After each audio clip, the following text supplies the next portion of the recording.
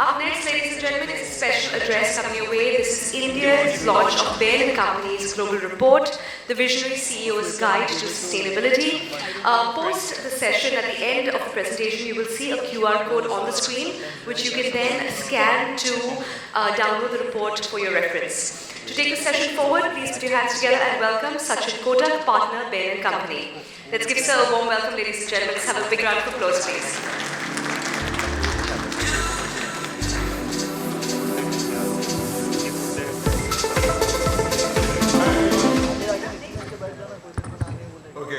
Awesome. I have 10 minutes, so it's going to be a trailer. Trailer में पूरी movie नहीं दिखेगी. So for the movie, you will have to use the QR code. But let me give you a brief overview of what's actually happening in the world of sustainability. Right? We have all been talking about sustainability is important. Every CEO talks about it. All of us talk about it. Is it really happening? Right? What's actually happening on ground? What's the reality, and how do we need to think about it? Can I have the presentation?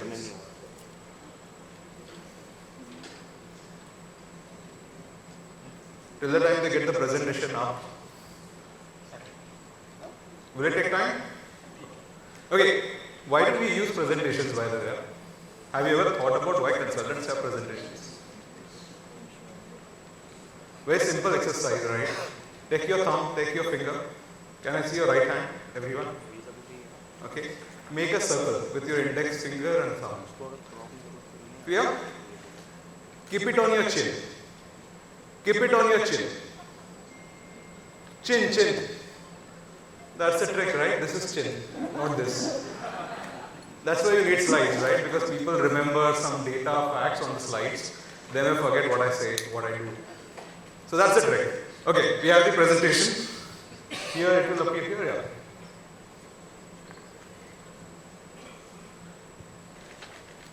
So it will take time. Where does it see? No worries, they're figuring it out here. Cool. I'm able to see it there, but it's not there. Okay, fair. So let's talk about sustainability for a minute, right? I think what is the real challenge, right? It's a great boardroom topic. Everyone talks about it. The question is there money in sustainability? Are people willing to invest in sustainability? Right? Every CEO talks about it. Every company in their annual reports talks about sustainability. But the real issue comes up saying that, yes, we want to do it. But when we try and do it, we don't know whether the economics make sense, whether the IRRs will make sense, whether the consumer is willing to pay for it, whether, as you think about it, whether the employee believes in it, right? It's a great topic for, the senior management, but what about the middle management? What about the front kind of force? Are they comfortable talking about sustainability? Is it our corporate DNA? And that's where a lot of debate is happening nowadays. So what we did is we actually did a survey of about 23,000 consumers. We talked to like about 700-800 companies, people across levels, and started figuring out saying that where is the real roadblock? And what we found is, yeah, no worries, we got it, right? So we all know about this challenge. I don't want to spend time talking about challenges. Yes, there is an asset issue, there is the natural calamities that we are talking about, there is shortage of food, there will be shortage of water in future, all those issues are known. The challenge is a bit different, right? We all are talking about sustainability ambitions, but we are all off track. All the commitments that we talk about, Paris climate, net zero, ESG, great, but we are off track. We are not close. Now, when we are off track, we start thinking about what's actually happening. One of the challenges, the CEO believes that we need to be sustainable. Right? 80% of the corporate leaders think we are on track, we want to take action. But 40% of the middle management thinks we are on track. So remaining 60% feel, हमें तो पता ही नहीं हो क्या रहा है company में. Right? That's the reality. So we start thinking that what is the real story that needs to happen? And I will show you some facts and figures behind this. One, as a company, do you have a point of view on what's your purpose or mission going to be? And does everyone believe in the purpose and mission of the company? Because as you think of purpose and mission, that's where there's a big gap. So is it time to kind of reset the purpose and the mission? As companies, when we define our objectives, we have very strong financial metrics and objectives. But do we need to think about cost to humanity as one of the objectives as companies that we talk about? Third, what are we going to actually be short of? We only take a view which is 5 years, 10 years, 15 years. But is there a longer term view of the cost that we really need to start thinking about? And then we start talking about shortages and issues around it. Does every corporate vision, mission, ambition actually reflect that part of it? So that's first part of it. The second part of it is, as we start thinking about it, there are 3 plays that will happen in any such, the whole transition, sustainability world. One big is about technology. Today, technology is not viable for everything. So the point is, are we tracking the technology E-curves and S-curves? And I'll talk about that a bit. 2, we talk about consumers. We have heard people often loosely say, nobody is willing to pay for it. Can we disaggregate and kind of look at some of these realities, saying that are consumers really willing to pay for it? Or what are they willing to pay for? Right? What is sustainability according to them? And how do we talk about it? And 3, regulations will play a big role. How many companies are proactively working with regulators to actually shape it up? So that's the third part of it, which we start thinking about the corporate behavior. And then there are 2 other elements that you have to start thinking about, saying that end of the day, yes, we are all running businesses. There is a P&L we are accountable for. How will this P&L be looked at? Is there only one P&L? Are there multiple P&Ls? What are the different dimensions of it? And how do we now start making it actionable? Because end of the day, all corporate strategies, all the big talk that happens gets executed on ground. What do the people on ground actually think and believe and behave? And how do we bring that together? So what we have started, what we started doing is actually starting putting some facts, figures behind each of these elements. Right? So when we talk about ambition, aspiration, do we actually have long-term bold aspirations and ambitions as companies? Right? Do we actually start thinking about what's the real purpose of a company? Again, I'm not going to read every slide, because if you want to read, there is a report, please download it.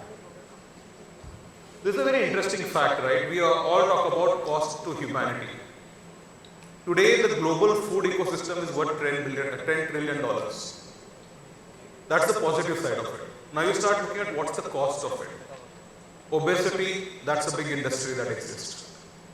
Right? There is undernutrition, that's a big industry. There's a cost to pollution that happens through pesticides and others. That's a cost to it.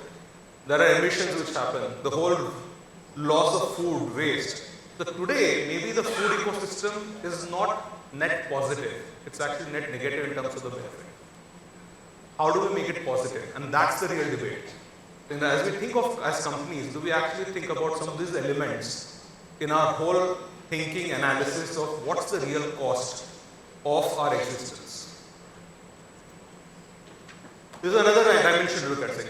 We all look at the short-term, resource constraints that we all talk about. But do we really think of long-term resource constraints? We talk about we need green supply. We don't have it. Okay, we will create as much green supply as is required. But as we create that green supply, we will have to do more mining. Where will that come from? We talk about hydrogen. Great. Again, we'll require mining.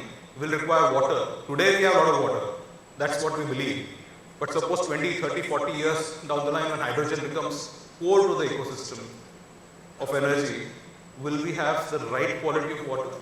Will desalination technology become a big barrier? So are we really thinking the real cost of energy transition? And then factoring and building it in our ecosystems. So when we think about this whole sustainability, there are 3 elements which will matter, right? One is this technology part of it. Will the technology evolve? How do we actually make the economics work? Will the consumer pay? What's the right behavior and what's the regulation? Let me show you some facts, figures as we go through it, right? One, there are 2 ways of looking at technology. First way is to say, Today, the alternatives for sustainability are expensive, but we are seeing that the cost curve is improving. Cost will come down and it will go below the existing alternatives that we have. Great. So in that scenario, how do we do the contracting pricing for next 4-5 years, 7 years, 10 years? And that becomes a trick, right? Simple example is hydrogen. Today, it's expensive, it's $4 or $5. We need it to happen at about $1.5, $2. But it's believed that the technology is evolving and maybe we will reach in 7-8 years at that scale. So then how do you play the next 5-7 years becomes the first scale. On the other hand, we know that technology will be expensive. All said and done, whatever technology evolution do, it will still be expensive than the current alternative. Then we will need different mechanisms, right? So we need some kind of carbon tax, we will need some kind of subsidies to actually make things work. One example is CCUS, right? CCUS is expensive, it will take time, but we don't know when it will be cheaper or actually make it more viable. So how do you now start thinking about it differently? The other part is the consumer behavior. As I said, everyone says consumers are not willing to pay. It's a developed economy problem. So when we spoke with consumers, there are 5 myths that exist. The first myth is that sustainability is only a developed world problem. That's not true. We did a survey with consumers across developing and developed world. Consumers in India, consumers in Brazil, all the developing economies are actually concerned about sustainability as well. 2, only young people care about sustainability. It's a fad thing. It's not true. You look at any demographic cut, whether you look at young or old, whether you look at people in the higher income classes versus middle versus lower classes, sustainability is being thought about and understood. Yes, everyone has a different definition on how they think of sustainability. And as companies, when we think about our products, our services, how do we position becomes important, but there is a definition that exists. The third is consumers will not change. बोलते सबको ही है, लेकिन when you go to the market, you will do what you want to do. You will buy the cheapest product. That's not true. Consumers are becoming a lot more aware and there are behaviors that we are spotting that are changing. The fourth is consumers don't, when they buy, they don't put sustainability as one of the criteria or considerations in their buying. Again, that's not true and I'll show some data. For example, let's talk about health. Right? When you're buying stuff, you actually say if something is more healthier, even if it's a bit expensive, you will buy that.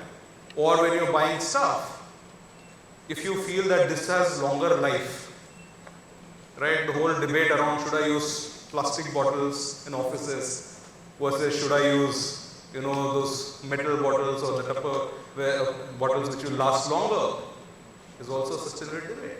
Now, do we pay for it at times? We do. So there is a sustainability angle to that. And will there be some premium that consumers are willing to pay? Yes. Will they pay 50% premium? Maybe no. But will they pay 5%, 10%, 15% premium? Yes. So depending on the product class, the product appeal, there is some premium customers are willing to pay. And there's a discovery we need to do as sustainability professionals saying that what's that right premium people are willing to pay if there is a sustainability product available. So there is some data, right? As I said, if you look at India, Brazil and other developing markets, consumers are actually aware and equally concerned.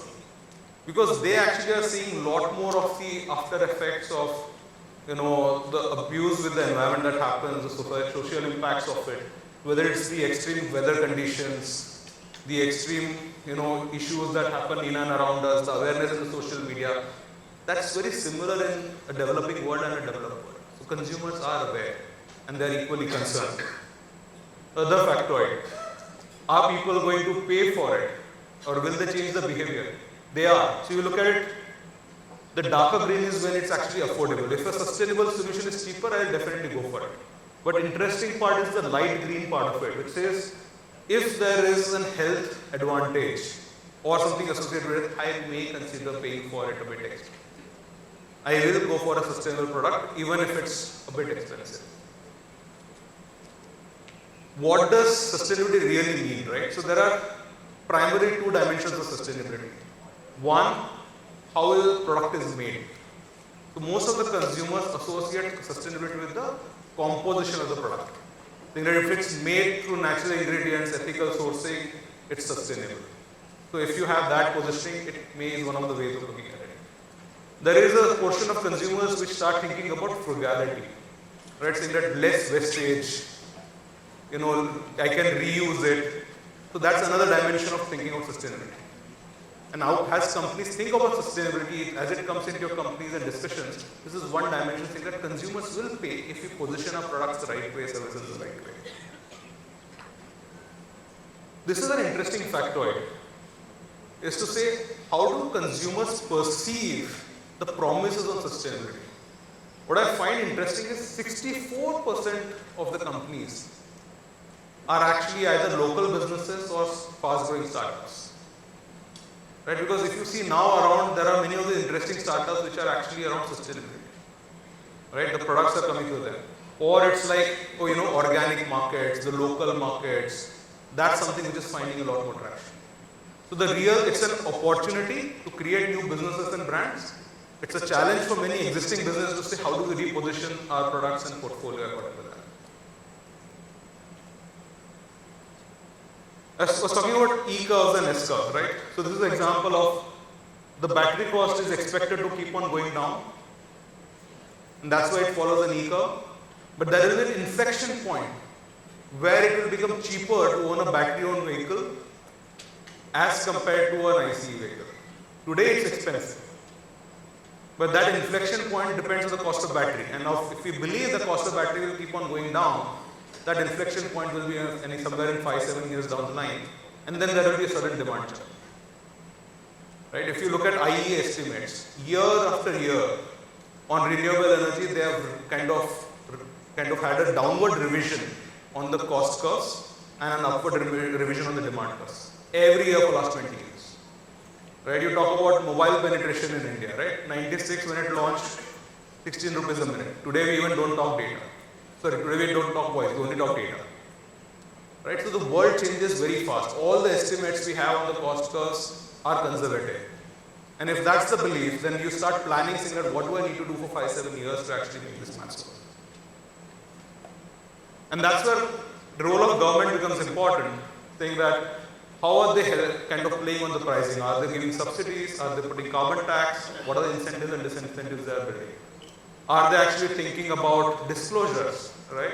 Are they making companies to actually talk about what they are doing, what are the harmful effects or the positive effects of their actions, and that makes and forces them to do differently? Are they actually setting out different standards, right? Whole BS3, BS4, BS6, all that is nothing but a push towards sustainability.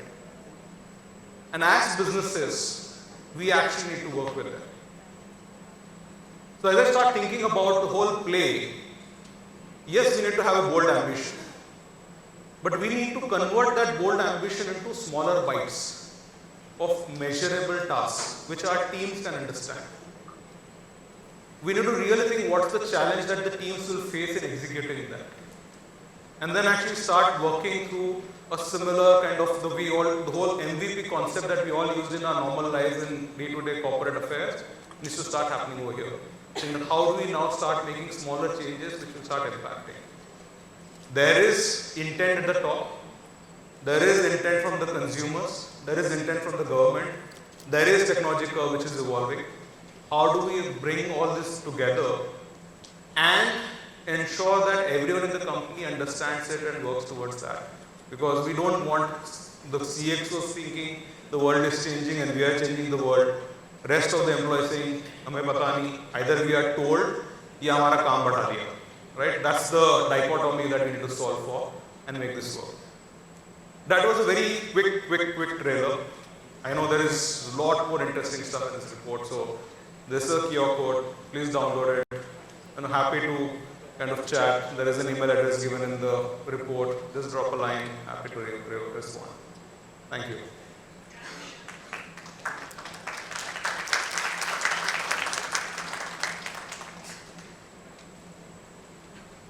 Thank you. Thank you, Mr. Kotak. Ladies and gentlemen, let's give Sir a louder round of applause.